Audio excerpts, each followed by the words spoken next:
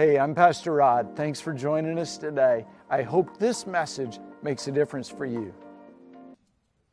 Paul listed the fruit of the Spirit in Galatians 5. Fruit of the Spirit is love, joy, peace, patience, kindness, goodness, faithfulness, gentleness, and self-control. Against such things there is no law. All those qualities are supposed to be evident in the life of a follower of Jesus. The fruit of the Spirit is supposed to be evident at home, school, work, traffic, even on social media. Fruit is evidence or proof. You know a tree is an apple tree because you see the fruit. Doesn't matter what it says it is. If this is hanging from the branches, it's an apple tree. You can spot a lemon tree by its fruit. If this is there, it's a lemon tree. The fruit proves what the tree is. Your character proves what you are. If you say, I'm a Christian, but then you act like a jerk, then the fruit of your life is contrary to what you say. Someone who's committed and growing in a relationship with Jesus is different. The way they talk to each other, the way they treat others, the way they respond to difficulty proves that God is active in their lives. You can see the change that Jesus makes in them in their words and attitude and behavior. Jesus said, make a tree good and its fruit will be good. Or make a tree bad and its fruit will be bad. For a tree is recognized by its fruit. And he's speaking to Pharisees, and he said, you brood of vipers, how can you who are evil say anything good? And then Jesus makes this statement that's incredibly convicting and that we try to avoid being in the Bible. Jesus said, out of the overflow of the heart, the mouth speaks. The good man brings good things out of the good stored up in him, and the evil man brings evil things out of the evil stored up in him. According to Jesus, what's in your heart comes out of your mouth. You can't disconnect the two. Words of hope, encouragement, cheer, and love come out of a good, loving heart. Words of anger, criticism, complaining, and rage come out of an evil, sin-filled heart. Scripturally, what you are comes out in what you say and what you do. You can't excuse that away because of your background, your upbringing, your personality, or your temperament. Fruit is the evidence of the tree. So today, we're going to finish the series with the final fruit, one that seems to be increasingly rare in our angry, out-of-control society: self-control. There are a lot of areas where people exhibit a lack of self-control in their habits, eating, spending, dating and relationships, addictions, the things you watch, the things you listen to, the things you like and share on social media, how many hours you work. But today I want to focus on the area where this lack of fruit is most evident: your temper. Anger is the first emotion you experience. If you've had kids, you understand that. The moment they're born, they're crying. They get mad if they don't get fed. They get mad if they don't get changed. They get mad if you hold them, if you don't hold them, or the wrong person holds them. They just get mad. But when babies get angry, we don't hold it against them because they haven't yet learned to control their emotions or restrain their desires. We understand that babies are going to get mad. But we also expect that when they grow up, they'll mature. Even as adults, everybody gets angry at some point. Unfortunately, some of us don't handle it much better than babies. Can you imagine if adults threw tantrums like kids? Well, some of them do. Sometimes it even happens in church. Where are you going? Why are you picking up other people? I want to be there first. I want to be there now. I want to be there now. I want to be there now.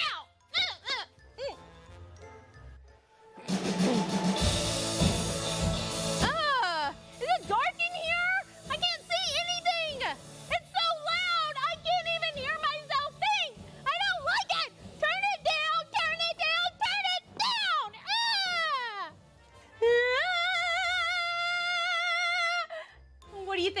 Voice of an angel, right? That's gonna be a no from me. What do you mean no? It's my solo! My solo! My solo! My solo! My solo! My solo! My solo! My solo! My solo! My solo! My solo! Hey everybody! What is this trash can? This is not my trash can! I brought a trash can! I want you to use my trash can! Why?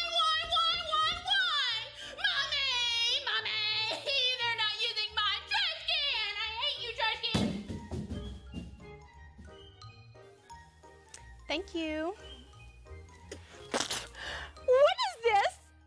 This is not a European blend latte?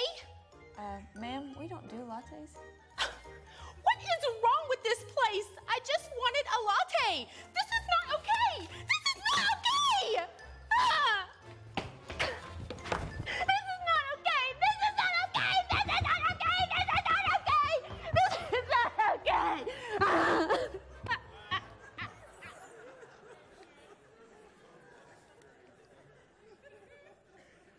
We laugh because that video's over the top, but I've seen some crazy temper tantrums in church. A matter of fact, that video, we took actual temper tantrums people through in church. Today I want to help you with this difficult area of your life. It's important that you understand anger is rarely the root problem. Anger is most often associated it's an emotional reaction to one of three other deeper primary emotions. If you want to understand your anger, you got to figure out which of those three you're feeling. When you focus on the real cause, then it's easier to control yourself. You get angry when you're hurt.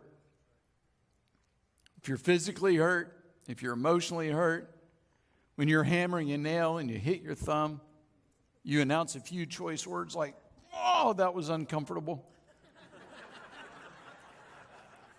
Or something like that. When you get hurt, you get angry. When you feel rejection or you experience criticism, the natural tendency is to strike back at the person or the thing that's causing pain. Sometimes the source of hurt is a memory. It's something that happened a long time ago that you've never really dealt with. If someone or something triggers that memory, you get angry all over again. I've learned to not take it personal when someone gets irrationally angry about something trivial like a trash can. A lot of times, people may be upset, but it's really not about you. Here's the principle: hurting people hurt people. It shouldn't happen that way, but it does. Second reason you get angry is because you're frustrated. Sometimes it seems like nothing works. Nothing seems to turn out right. No matter how hard you try, you can't change people. You can't fix things. And then that frustration comes out as anger. When you're frightened, when you're threatened, or when your self-esteem is low, you feel insecure and you get angry. Insecurity makes you misinterpret other people's motives. If you're feeling kind of low and you come to church and somebody doesn't notice you, you go home thinking they probably avoided you on purpose. Then you start getting upset the more you think about it. Now, there are probably other reasons people get angry, but those are the three main ones. Real quick, in order to save myself a bunch of angry emails, not all anger is wrong. Paul writes in Ephesians chapter 4, "In your anger, do not sin." So apparently you can be angry and not sin. You can actually control that anger. Don't let the sun go down while you're still angry. Thank God for time change. Do not give the devil a foothold. Anger is appropriate when it's righteous. Righteous anger is when you're angry at something that God is angry about. Sin and compromise should make you angry. It made Jesus angry. We read the story in Matthew chapter 21. Jesus went into the temple, cast out all of them that sold and bought in the temple, overthrew the tables of the money changers and the seat of them that sold doves, and said to them, "It's written, my house will be called a house of prayer. You've made it a den of thieves." Anger is appropriate when it's directed at the devil. The devil's job description is to oppose Jesus and his followers. It's appropriate to be mad at the devil, what he's trying to do to you, what he's trying to do to others, what he's trying to do in our world. 1 Peter 5:8 says, the devil, your enemy, goes around like a roaring lion looking for someone to eat. Refuse to give in to him by standing strong in your faith. Anger at the devil and anger at sin should move you to prayer, to ask God for help and deliverance. The principle is anger properly expressed should drive you to your knees. Anger is also appropriate when it prevents harm. Your anger when your son is playing in the street might prevent him from getting hit by a car. My anger when you gossip may keep you from going to hell and hurting other people with your destructive words. It goes to motive. Appropriate anger doesn't seek to hurt or harm, but to protect. So then the question is, if you're not supposed to sin when you're angry, how do you know when your anger's become sin? So I want to give you some thoughts to help you identify if your anger problem has crossed the line and become sin. Anger's wrong first when your testimony suffers. When Tyler was young, he and I, one year I was speaking out in Los Angeles, and we did several baseball games. We went early and went to some ball games, and he and I went to a San Francisco Giants game. The game was in Oracle Park, beautiful stadium, the Giants. They were playing the Dodgers, God's favorite team. So that's why I was excited about being there. Well, we went with our friend, and our friend is a very vocal, excitable Dodgers fan. We're in the Giants stadium. He's got all his stuff on. He's got the jersey, he's got the hat, whole deal. And he got into a shouting argument with a drunk Giants fan that was 3 rows behind us. And neither one of them would give in or shut up. He's turned around and they're screaming at each other. And finally, when there was a lull in the argument, I turned to Tyler and I said loud enough, just loud enough so my friend could hear, Tyler, don't ever act like that. He's setting a bad example. We're supposed to represent Jesus everywhere we go, and he's not doing a very good job of it. I sure hope you don't grow up to be like him. He settled down. But if people see you acting like that, why would they want to be a Christian? I have a friend that works at a car dealership in the service department. He told me a story. He said, when this guy comes in, I hide. I go in and hide behind my desk. I said, you do what? He said, I hide behind my desk because every time he comes in, he's angry and yelling, and I'm afraid he'll see me and recognize me from church. And I don't want anyone to know I go to church with people like that. Anger's wrong when it hurts others. Jesus said, you're familiar with the command of the ancients, do not commit murder. I'm telling you, anyone who is so much as angry with a brother or sister is guilty of murder. Carelessly call a brother idiot, you might find yourself hauled into court. Thoughtlessly yell stupid at a sister, and you're on the brink of hellfire. The simple moral fact is words kill. I don't know if they still say it. Do you remember the saying from when you were a kid? Sticks and stones may break my bones, but words will never hurt me. That was wrong. Angry words hurt far more and take much longer to heal than broken bones. Many of you can think back and you can remember who said it and what they said. And it's had a huge effect on your life. Your angry words are never forgotten and they continue to hurt. Anger is wrong when you lose control. People do foolish things when they're angry. Many of those foolish things, from adultery to murder to gossip, are sin. Anger is sin when it causes you to commit other sins. When you lose control or you lose your temper, it's obvious the fruit of the spirit of self-control is not active in your life. Other people acting better won't make you better. What will make you better is more of Jesus inside of you so you can allow him to be in control rather than you losing control. James chapter 1 verse 19 said, my dear brothers, take note of this. Everyone should be quick to listen, slow to speak, slow to become angry. For man's anger does not bring about the righteous life that God desires. Now, I first memorized that in the King James, and I actually like it better in the King James. It says this, the wrath of man worketh not the righteousness of God. So your anger doesn't produce God's results. When you nurse your anger, when you hold on to a grudge and you allow it to build up, then it becomes bitterness. And bitterness destroys you. I know a lady who's still nursing anger from an offense that happened decades ago. She looks 15 years older than her age. She's never happy. She spews her angerness at everyone around her. Bitterness has taken its toll, both inside and out. Anger is wrong when it prevents you from forgiving others. The Bible is clear. If you won't forgive others, God won't forgive you. Forgiving others is not an option, it's a command. Look what Paul said in Colossians. Since God chose you to be the holy people whom he loves, you must clothe yourself with tender-hearted mercy, kindness, humility, gentleness, patience.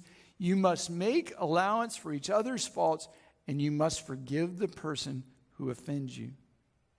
Remember, the Lord forgave you, so you must forgive others. The results of anger are devastating. You're leaving a legacy, intentionally or unintentionally. I have some friends, both the mom and dad have anger problems. Guess what their kids struggle with? Yeah. What a horrible, destructive legacy. Your anger and outbursts destroy relationships that are important. Some of you have destroyed marriages in your family with your anger. You can look back over your life and you can recall all the relationships that are gone because you couldn't control your temper. It's time to stop the destruction. You've lost influence in your home, in your business, everywhere in your life, but you've always found a way to blame someone else. It's someone else's fault your kids aren't serving God, so you're angry at them. It's their fault your business suffered. It's her fault your marriage struggles. It's his fault your ministry didn't succeed. The truth is your anger costs you the ability to lead. People will never respect you or follow you with loyalty when you can't control your anger. Here's the principle. When you lose your temper, you lose. Every time. You may think you win the argument. You lose. Cost of anger is so high. Your anger costs you influence with people and intimacy with God. Every time you lose your anger, you distance yourself from your Heavenly Father. Some of you have a lot of regrets from uncontrolled anger. You don't look back on outbursts with pride. You desperately wish you could go take back those words and those actions. You can't change the past, but you can develop this fruit in your life. There is a way forward. With God's help, you can learn to control yourself. It's this simple.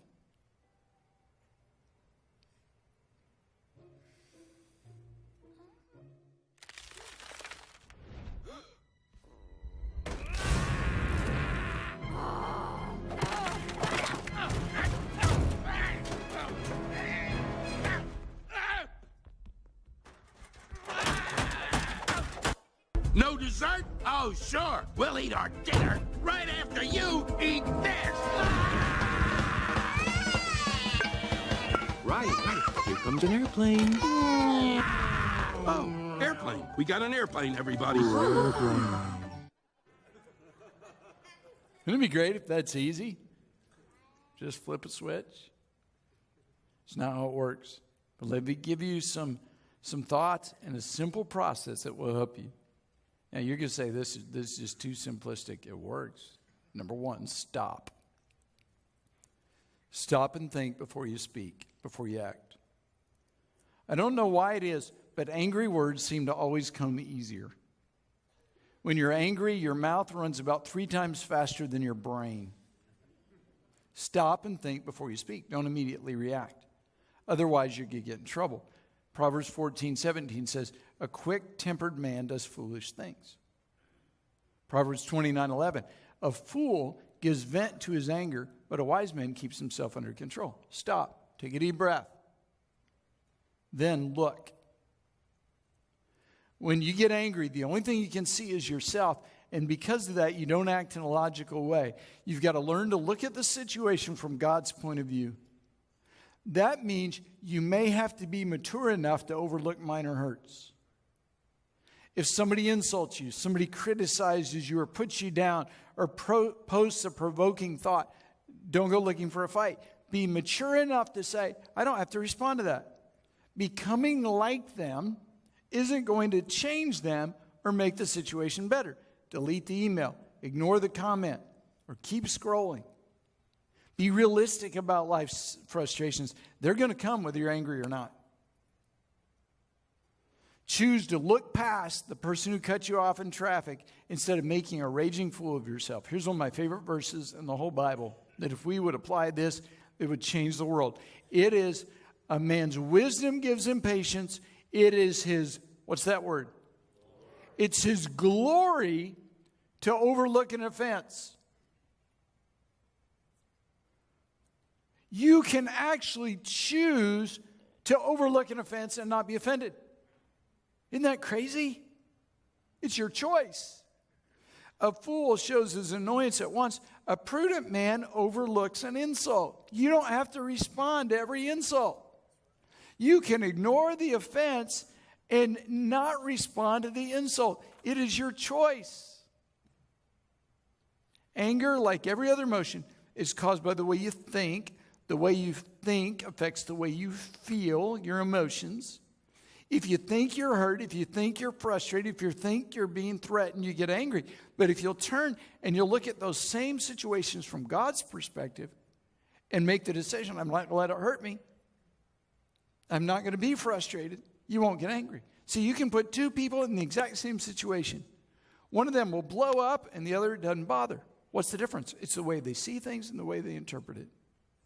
When you look at things from God's point of view, it'll change your thinking. When you look at people from God's point of view, it'll change you. Stop, look, bet you can guess the next one. Listen, yeah, that's predictable. Listen to the needs and hurts of the person you're tempted to be angry with. An obnoxious, irritating person is often a person with deep emotional needs. They're wanting attention. They're needing love. When you look at their needs, it's easier to respond and not get angry. If you see that person when they're angry as saying, help me, I'm hurting, I just don't know how to say it, then it's easier to respond than to react. Realizing a person's hurting will shift your perspective. It moves them from being a problem you have to deal with to a hurting person who needs ministry. Listen. Listen for their real need instead of just hearing angry words. Proverbs 17:14 says, starting a quarrel is like breaking a dam, so drop the matter before a dispute breaks out. Be aware. Really listen. You're at the point in the conversation, you're starting to have a disagreement. Think, is this worth it? Go back to James. Everyone should be quick to listen, slow to speak, slow to become angry. If you do the first two, quick to listen, slow to speak, then the last one comes automatically, slow to become angry. Stop, look, listen. One more. So pray. Ask God to help you with your anger. Admit it's a problem and ask for His help in changing. This is so key. Ask God to help you develop the fruit of the Spirit of self-control in your life. Recognize what it's costing you and ask Him for help. Now, here's what's cool. These same 4 steps, they don't just work with anger. You say, well, self-control touches so many other things. Yeah, absolutely. The same 4 steps will apply to every other control issue in your life. If you lack self-control in eating, stop, look, listen, pray. Habits, spending, relationships, addictions, stop. Think before you act. Think about what you're about to say or what you're about to do. Do not allow your emotions to control your words. Look at the situation. Look at the decision from God's perspective. And then with God's perspective in mind, listen with your heart. Listen to others. Listen to the Lord.